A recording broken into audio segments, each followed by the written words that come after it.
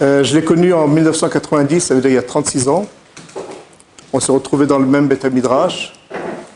Et comme il connaissait ma femme, parce que ma femme est ici de la communauté de Genève, alors on a tout de suite sympathisé. J'avais déjà remarqué à l'époque, il était donc avraire, il n'était pas Rosh Yeshiva. Il étudiait du matin jusqu'au soir sans s'interrompre. Et même quand il devait manger dans la pause de midi, il prenait un petit repas, très simple, il ne le finissait même pas. Et quand il était fatigué, il se reposait sur un banc. Voilà. Il avait sa voiture, il aurait pu rentrer chez lui, prendre un bon repas, mais non, il ne voulait pas perdre de temps. Donc c'est comme ça qu'il se donnait du matin jusqu'au soir. Un an après, donc en 1991, il est venu vers moi, et il m'a dit, tu sais, il faisait déjà à l'époque les séminaires, je crois qu'il les avait commencés déjà en 1987, et il y avait un groupe de Canadiens qui ont demandé, on voudrait une suite à ce séminaire. Rav Shaya, pour lui, c'était très important, la tchouva de tous ses élèves, il était très proche de toutes les personnes sur lesquelles il a eu d'influence, et quand il a su qu'on lui demandait d'ouvrir une yeshiva, alors tout de suite, il était partant. Et comme on se connaissait, il savait que j'avais une certaine expérience dans tout ce qui est kirouv. J'avais enseigné dans une yeshiva de Baïchoua auparavant.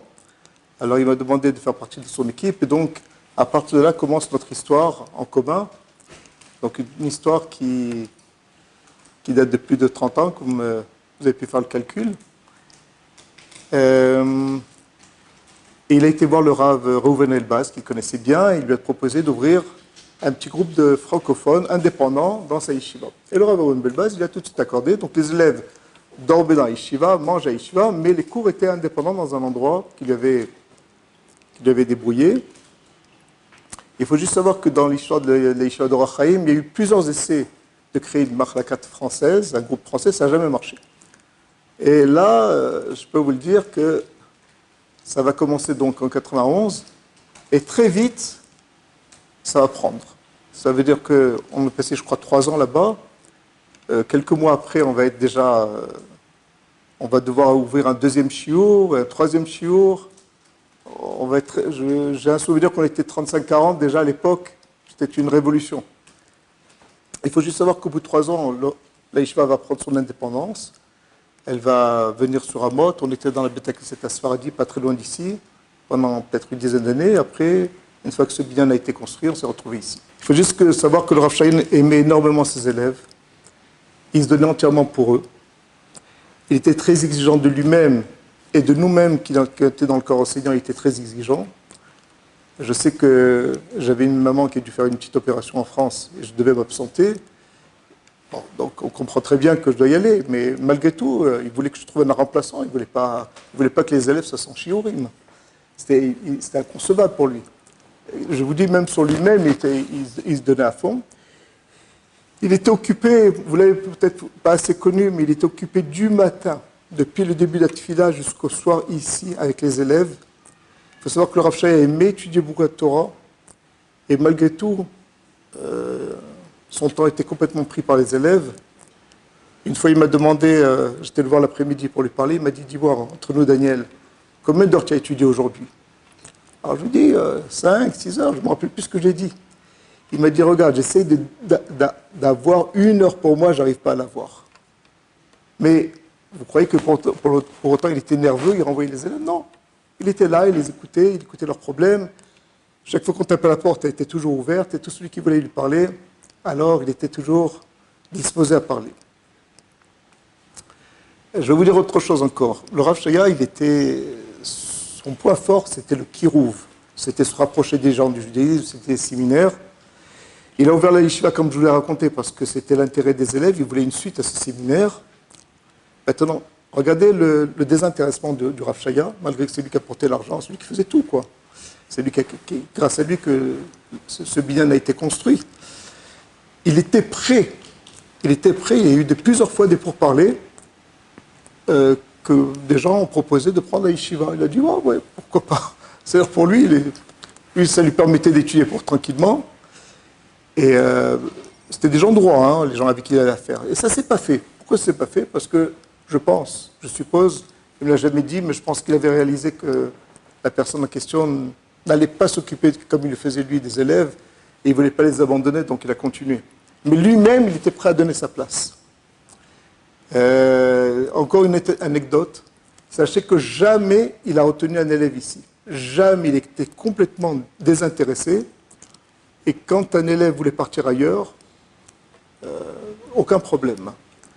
Alors une fois, je me rappelle, on avait une réunion entre les rabbinim, et pour nous c'était embêtant, quoi. Des bons éléments, on les veut.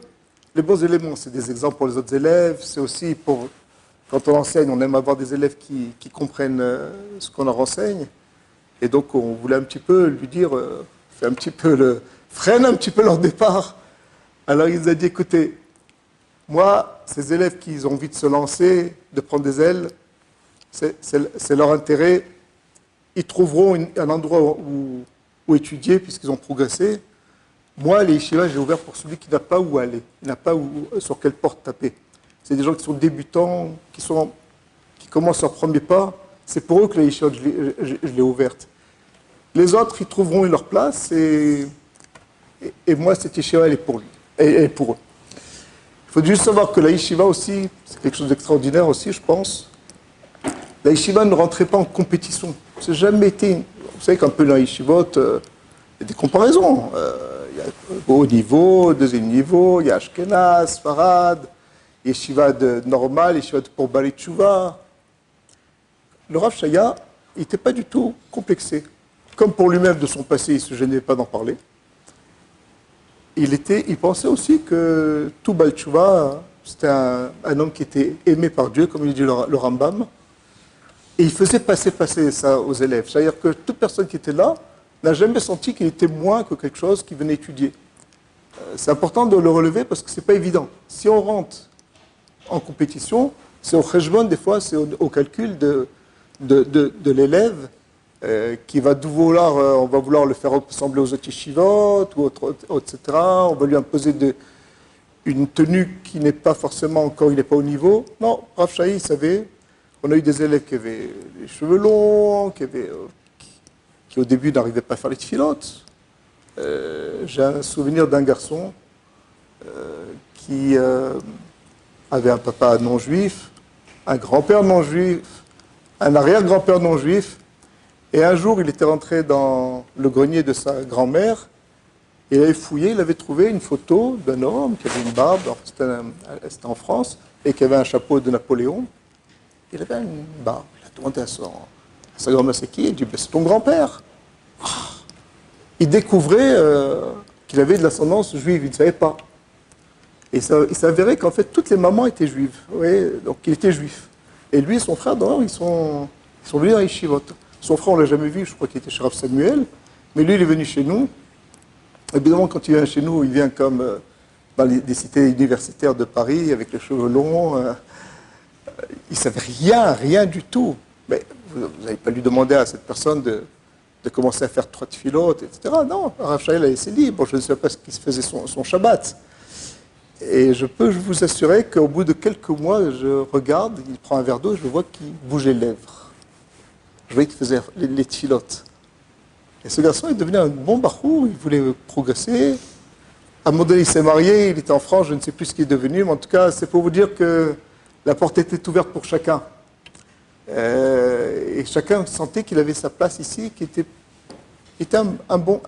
on lui donnait la possibilité de devenir un bon juif, c'est ça le principal. Encore une anecdote. On avait un élève chez nous qui avait progressé. Alors c'était un vrai, complètement balchoua. Hein. Alors il était dans le...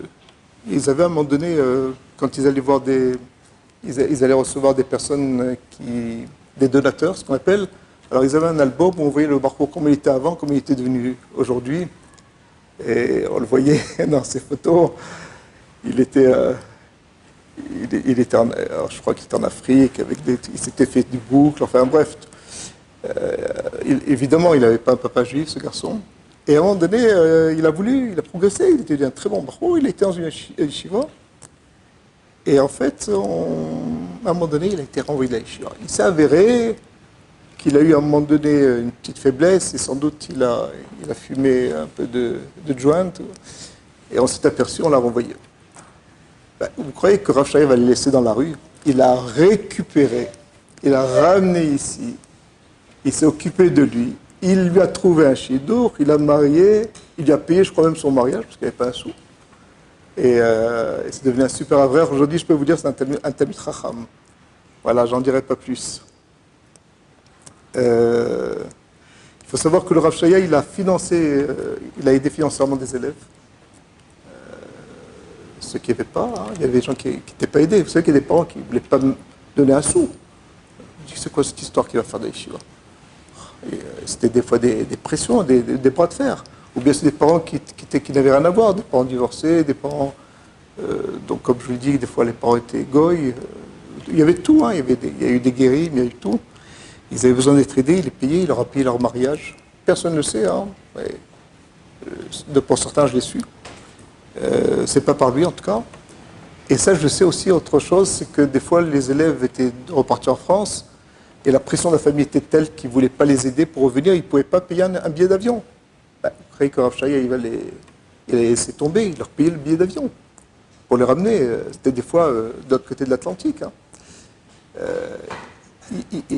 Il leur payait le billet. Ce que ça coûtait, il les ramenait, il ne voulait pas le lâcher.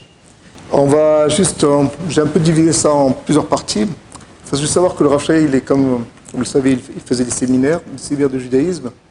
Au début, quand je l'ai connu, c'était un petit rythme, mais à un moment donné, c'est devenu un rythme fou. C'est-à-dire un Shabbat sur deux, il n'était pas là. Un Shabbat sur deux, il se trouvait en Chutz Laaretz. Alors il partait le jeudi, il revenait le lundi. Deux, il s'était tellement donné qu'il était incapable de revenir à Yeshiva pendant 2 jours, épuisé. Épuisé. C'était des conférences où il donnait pendant 3 jours consécutifs. Il était épuisé. Et il rentrait chez lui, il ne revenait qu'au bout de 2 jours. Et alors, à peine quelques jours, il reste là. De nouveau, la semaine d'après, il repartait. Il faudra reconnaître la grandeur de sa femme, qui se retrouvait avec des enfants de bas âge, toute seule, un Shabbat sur 2. Et lui-même, il a eu besoin, c'est là qu'il a apporté un Rav, Mashgiach à Yeshiva, à l'époque, justement, parce qu'une semaine sur 2, il n'était pas là. Et il continuait, un Shabbat sur 2, un Shabbat sur 2. Il m'a raconté que chaque fois qu'il prenait l'avion, quand il prenait l'avion pour aller en Chutz pour faire son séminaire, il sentait une itnagdout. Il avait envie de rentrer à la maison. Il avait envie d'être chez lui, il avait envie d'être à Yeshiva. Il n'avait pas envie. C'est dur, il sentait que c'était dur pour lui. La route tous les 4-5 heures d'avion, il avait une itnagdout, mais il sentait aussi dans la raison qu'il fallait qu'il fasse. Il sentait qu'il fallait qu'il fasse, il le faisait. Et il faut savoir aussi que, vous savez, dans les séminaires, il y a des hommes, des femmes, ça lui était très dur, il faisait Shmirat Hainaim, comme vous le connaissez. On en reviendra sur ça plus tard. Et donc, il a continué un rythme, je vous dis, incroyable. C'était de partout. C'était en France, c'était au Canada, juste me revient à l'esprit un petit truc sympathique. Mais qu'une fois, il a raconté que les ségoulottes, il ne les connaît pas bien, quelles sont celles qui sont sûres ou pas. Il était au Canada et il a dit, mais en tout cas, il y en a une que je sais qu'elle est sûre, c'est quand quelqu'un il a avalé une épine de poisson, et une ségoula qui est marquée qu'on dit une certaine chose. Alors il m'a raconté que les jeunes, ils ont dit, ah ouais, ils ont commencé à prendre des énormes épines, ils ont mis dans la gorge, ils ont dit, on va vérifier. Et ils ont tous dit, ça marchait. Il m'a dit, je ne vous dis pas la panique parce que c'était des foiliers. Enfin bon, c'est une petite anecdote agave. Pourquoi je vous dis tout ça? Parce que c'était un poids pour sa famille, évidemment, pour lui-même, comme c'était dur. Et à un moment donné, quand Binyamin Ben Amou, qui a fondé après Torah Box, il lui a proposé de lui ouvrir un site, alors il s'est dit, c'est très bien, je vais pouvoir faire un séminaire par Internet, et donc ça m'évitera de voyager. Alors, c'est comme ça qu'il va commencer, il va mettre toutes ces grandes conférences sur le site. Et pourquoi je vous raconte ça? Parce que je vais vous montrer la grandeur. Lui, quand il a trouvé cette solution, il était très content. Ça y est, j'ai plus besoin de trop voyager. pas besoin de partir, je peux rester chez moi. Et en même temps, parce qu'il pensait que comme il avait une énorme influence sur les gens, il pensait que c'était quand même son devoir par rapport à Dieu de pouvoir continuer à avoir cette influence. D'un autre côté, il gagnait aussi Shmirat Enaim, qu'il n'avait pas besoin de voir toutes sortes de personnes et de voyager dans l'avion. À l'époque, on ne pouvait pas faire un voyage sans qu'il y ait un film, un écran où il fallait mettre ses pieds, sa tête pendant 4-5 heures baissée, c'était très dur. Il enlevait ses lunettes, comme vous le savez très bien. Et alors, écoutez-moi bien, il y a une personne qui est un avraire qui venait de temps en temps, en fait régulièrement, il venait un petit peu encourager les élèves et faire des shiurim. Et quand il a appris qu'il a fait quelque chose sur Internet, il a dit, mais comment tu te permets d'ouvrir quelque chose sur Internet, ça va être une mauvaise influence sur les élèves. Il a dit, je veux que je traîne en din Torah. Il a été chez un des rabbinim, bon, qui est déjà décédé, mais qui est connu pour un des plus grands canaïm, ça veut dire des gens froum, où il avait de fortes chances qu'il va lui dire assour. Vous croyez que Rav Shai peut lui dire, écoute, tu n'es pas content, moi je te demande rien, moi ça me convient cette solution, et donc je ne t'oblige pas à continuer à enseigner chez moi. En fait, il lui devait rien. Ben, le Rav Shai, il a été honnête, il a été. Ils ont été ensemble, et il m'a raconté après, comme je connaissais très bien cet avraire, alors il m'a raconté après que le Rav n'a rien dit, il ne s'est pas positionné. Il n'a rien dit, il n'a pas interdit, donc il a continué, mais l'avraire en question, il est plus jamais revenu. Et moi, enfin, juste pour illustrer ce courage d'honnêteté, où il peut savoir que tout ce qu'il a donné après, qui était en fait son site, c'était sa façon de diffuser la Torah à part, la yeshiva, à très grande échelle. Et comme vous savez qu'il a eu une influence sur des dizaines de milliers de personnes, il pouvait tout s'écrouler parce qu'il a été honnêtement...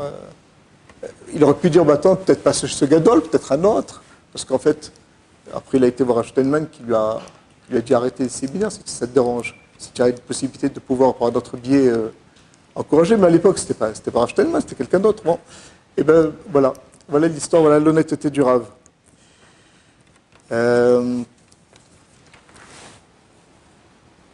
Je vous en raconte encore une autre anecdote dans cette histoire de voyage. Alors c'était dur, comme je le dis, pour le Rav de voyager. Et une fois, il apprend qu'un donateur, qu'il ne connaissait pas, veut lui donner un don. Et il ne veut pas dire de quelle somme il s'agit. Bon, Rav Shai dit, bon, quand il veut me donner un don, il sait que je dois prendre un avion et que je pense que je vais passer quand même une journée ou deux pour partir. Bon, il a été. Il a dit, l'intérêt de la yeshiva, j'y vais. Il ne m'a jamais dit, mais moi, quand je savais qu'il devait partir, j'avais su qu'il devait voyager, j'ai essayé de lui tirer les verres du nez pour savoir de quoi il s'agissait. Alors il m'a dit, dis-moi, entre nous, combien tu penses que ça valait Je lui ai dit, au moins $10 000. On ne voyage pas à le Rosh Yeshiva pour... Alors il m'a dit, c'était un petit peu plus que le prix du billet.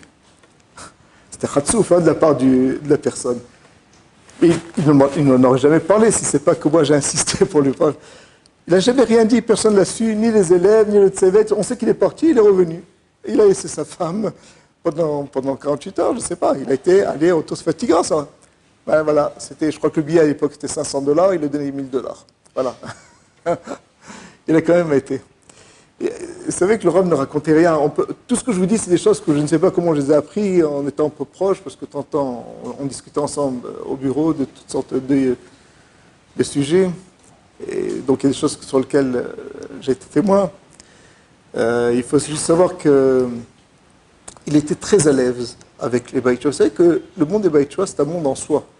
Pas tout le monde le comprend. Vous savez, même des grands rabbinim peuvent se tromper parce que c'est un monde en soi. Vous savez, vous le connaissez tous, enfin je pense ceux qui ont eu un certain passé, ils savent très bien que c'est un monde où chacun a une histoire différente selon son passé. Le Rav Shai était très à l'aise. Chaque personne, il savait adapter. Et à ma connaissance, je ne crois pas qu'il y ait un cas, pourtant je peux vous dire qu'il s'agit de centaines de cas, où j'ai entendu qu'il a fait une grosse erreur, enfin, une erreur de ce qu'on appelle de chikulada, une décision erronée. Et aussi, il faut juste savoir que le Rav Shai était très large. Il ne voulait pas s'approprier que tout le monde vienne chez lui. Le corps enseignant quand même toujours eu près d'une dizaine de personnes, et chaque personne qui avait une affinité avec un Rav allait le voir, allait lui parler. Et donc, évidemment, dans mon cas aussi, il y a eu des cas, beaucoup de cas où des gens venaient me voir et me faisaient confiance. Mais des fois, on devait prendre des décisions. Et ben moi, je sais que quand c'était une décision qui était lourde, je ne voulais pas les prendre tout seul. Alors j'allais lui parler. Et je voyais qu'en fait, il avait une perception du problème nette, claire. Et en prenant toujours conseil avec lui, on n'a jamais eu de flash, d'erreur qui aurait pu être, se retourner contre nous. Il était très prudent, vous savez, même pour les mariages, des gens il y a eu des cas, beaucoup de cas, hein. On a eu plusieurs cas, en tout cas moi j'étais mêlé, où des Barouim s'étaient fiancés, après ils n'avaient plus envie de se marier avec les filles. Alors vous savez, les rabbins vont dire vas-y, Yazor Hashem, après le mariage ça va aller, etc. Je sais, on peut dire de beaucoup de choses, hein, on peut faire des trucs. Il était très prudent le Rav. Et des fois, c'était pas de notre influence, il y avait d'autres influences, et ça a causé des divorces. Hein. Des divorces parce qu'ils n'étaient pas prêts, c'était pas ça. Et le Rav était très prudent, en tout cas pourquoi je vous dis ça, parce qu'il avait un shikul hadat, il avait un entendement sur chaque problème intelligent, et il ne s'en vantait jamais. Et donc tout celui qui a pris conseil de chez lui n'a jamais regretté. Encore une chose que je vais vous dire au sujet des séminaires, c'est qu'il m'a raconté une fois qu'un ami à lui avait raconté, il lui dit regarde ce que j'ai trouvé, il m'a montré. Il y avait un site musulman extrémiste. On voyait le Rav Shaya, et on lui avait prévenu, Rav Shaya m'a dit que les services secrets l'avaient prévenu qu'il faisait partie de quelques juifs français, francophones, qui étaient en danger en France. Il était recherché. Ça se fait que quand on est recherché, et à l'époque, il voyageait encore en France. Hein. Il y avait des galas. Les galas, quand ils font un gala, ça se sait sur le site. Donc il y avait une pire-sommette. Le fait de partir en France, c'était se mettre en danger. Alors lui, il téléphonait à Rav David Abertzera, de Naharia, et s'il avait la bracha, il dit « Moi, le Rav a fait une bracha, j'y vais ». Il n'a jamais eu peur de voyager, il y allait alors qu'il savait qu'il pouvait être éventuellement en danger. Il y allait. Je sais que Jérémy Goetz, le Rav Goetz, qui était avec lui, en tout cas dans tout ce qui est le gala lui-même, il était très protégé, ils mettaient des garde-corps pour éviter, mais on peut pas tout gérer, hein, de l'aéroport au taxi, etc., enfin de la voiture qui venait le chercher, mais il n'avait pas peur, il y allait. Il savait que c'était l'intérêt de la yeshiva, il y allait quand même. Voilà.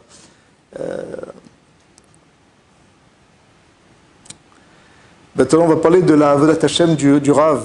Comme vous savez, le Rav, il aimait beaucoup la Torah, il a toujours pensé que notre place n'était pas dans ce monde, c'était dans le monde futur, il s'est préparé.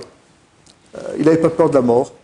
Il savait qu'on passait ce monde, comme on dit dans Père Kavod, c'est un pros d'or, c'est un vestibule au palais du roi. Il priait au Netz.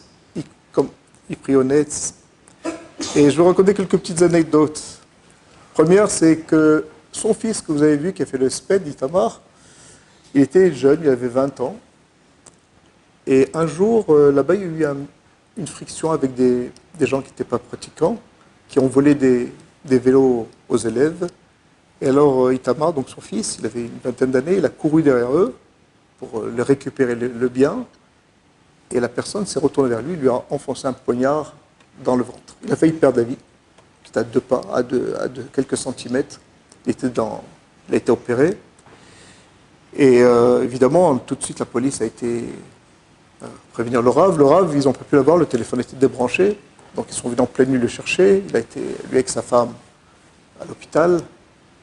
Il racontait ça à Rav Samuel, je ne sais pas si vous l'avez entendu, pendant le SPED il y a 2 jours, où pendant plusieurs jours, il était là en train d'être mitrazek be'emouna. Et la première chose qu'il dit à son fils, quand il revient, donc il va être sauvé, bien sûr, s'il est là, Il a dit, regarde, ce que fait Akadosh Baruch Hu, c'est que pour le bien. Rien ne... Il ne s'intéressait pas, oh, le salaud, le voyou qui a fait te poignarder, c'était terrible. Jamais, c'était pas ça, son message avec son fils. Il était là en train de lui dire, la meilleure chose qui peut t'arriver, si tu t'arrives cette histoire, c'était pour ton bien, et que rien de Kadosh Baruch Hu ne peut sortir de mal. Voilà, ça c'était la madriga du Rav, avec un fils unique. Autre élément, il avait quelqu'un de sa famille, vous avez vu la voiture, je ne sais pas si vous avez vu la voiture du Rav, c'était une vieille voiture qu'il avait achetée en deuxième main, ou troisième main, j'en sais rien, et qu'elle a duré de 20 ans. Hein. Elle avait un Richut Yamim, cette voiture. En tout cas, c'était un vieux taco. Et à un moment donné, sachez que ce que personne ne sait, moi je le sais. Enfin, peu de gens le savent en tout cas, c'est qu'il avait quelqu'un de sa famille qui avait apporté une super Jeep je crois de Suisse, une 4x4 toute neuve. Et en fait, cette personne, son proche, parent, il pensait qu'avec son passeport de Hutzlaretz, personne ne va s'apercevoir, mais ils sont aperçus qu'il était israélien. Alors ils lui ont dit, ah non, la voiture elle est bloquée à Ashdod, on ne te la laisse pas si tu ne payes pas les missim. Ici, il faut payer des impôts. Et c'est beaucoup d'argent. Ça peut coûter 80% du prix de la voiture. C'est énorme. Alors, elle a été bloquée, la voiture. Elle a été bloquée, je crois que c'est son père ou quelqu'un d'autre, quelqu'un de la famille, qui a dit, on ne va pas laisser comme ça, cette voiture. Ils ont payé, et la voiture s'est libérée. Mais entre-temps, la personne à qui ça appartenait, il n'en avait plus besoin, il s'était acheté autre chose. Alors, on lui a proposé de la prendre, cette voiture. Il n'avait pas de voiture. Une super voiture, toute neuve. Il a refusé. Je lui ai dit, pourquoi tu as refusé? Alors, il m'a dit, tu me vois, moi, avec une voiture comme ça, Rosh Yeshiva, et je disais, j'ai des enfants à marier. On va se demander, c'est quoi cette personne? C'était quelqu'un de Tsanoua, il a refusé, il n'en a pas voulu. Il est resté avec sa vieille voiture, et ça, c'est le Rav Shaya. D'ailleurs, je peux vous remarquer, il avait toujours la même cravate, le même costume, il s'habillait la même chose. Je ne sais pas qu'il manquait d'argent, je ne sais pas. Je pense qu'il n'était pas sans problème. D'ailleurs, je ne sais même pas s'il prenait un salaire de la yeshiva. Bon, il avait de la famille qui l'aidait, évidemment, mais il ne vivait pas sur l'or. Il était complètement désintéressé. Ah, le frac aussi, il me l'a dit. Il m'a dit, tu sais, je devrais mettre un frac, normalement. Un frac, c'est l'habit long que mettent les Rosh Yeshiva. Il m'a dit, je ne me sens pas dedans. Tant pis. Vous savez que dans sa voiture, si vous avez pu aller avec lui dans la voiture, toute la route, il restait des Mishnayot, il récitait. Ah, il en fallait apprendre beaucoup, parce que des fois c'était une demi-heure, etc. Il récitait tous les jours. Il lui demandait de prendre un livre pour vérifier s'il ne se trompait pas, et réciter, ou bien il disait des livres Torah toute la route. C'était ça, il ne perdait pas son temps. Vous savez très bien qu'il parlait toujours de Mashiach. Il faut juste savoir que le Rav Shaya, il connaissait tous les Chazal qui parlaient de ça, toutes les prophéties. Et donc, chaque fois qu'il voyait quelque chose qui pouvait ressembler, il s'allumait. Parce qu'il... Et une fois, il m'a dit, le Rav Shaya m'a dit, tu sais, penser au Mashiach, c'est comme penser à la mort. Parce que qu'est-ce qui se passe à la... C'est quoi l'époque du Mashiach? C'est des moments, comme nos sages disent, c'est un moment où on n'a plus de mérite. C'est un moment où la vérité est tellement claire qu'on n'a plus tellement de mérite. C'est maintenant qu'on a du mérite, maintenant qu'on est dans le Rocher. Il dit, mais quand même, il voulait le Kvod Hashem, il voulait que le dévoilement de Dieu vienne, et donc il était Metzapé Mashiach. Je veux juste... Il y a encore beaucoup de choses à faire, à dire, mais je terminerai en disant qu'il a eu une grande dame à ses côtés qui l'a toujours encouragé, comme je l'ai dit pour les séminaires, mais plus que ça. À un moment donné, il a voulu fermer la yeshiva, en fait, c'était trop lourd pour lui de prendre le joug financier. Et nous, on l'avait encouragé à continuer. Et sa femme, elle lui a dit, pourtant elle savait combien de sacrifices ça représentait pour elle, elle lui avait dit, non, je pense que tu es fait pour ça, vas-y. Elle a encouragé, elle a poussé à le faire et elle a pris le défi. Donc il faut savoir aussi que si Rav Shaya a pu se donner autant pour le Klal Israël, pour les élèves, pour la yeshiva, c'est beaucoup sa femme qui était derrière. Et donc, voilà, chez Tibadel et Chaim, qu'elle ait une longue vie, qu'elle ait du nachat dans sa vie, c'est une grande dame qui était toujours à ses côtés. et qu'on n'a pas besoin de trop s'inquiéter pour le Rav Shaya. Il a beaucoup de mérites. C'est chez nous qu'il laisse un grand vide. Et Shetiye Nishmato Tzrora B'Tzrora Chaim.